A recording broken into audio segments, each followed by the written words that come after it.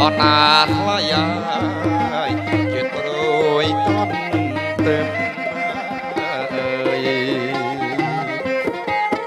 កាយព្រឹកអាយតែមួយអត់ណាថ្លៃហើយជាត្រួយតន់ទៅអើយបាក់ពីអាយសន្សំ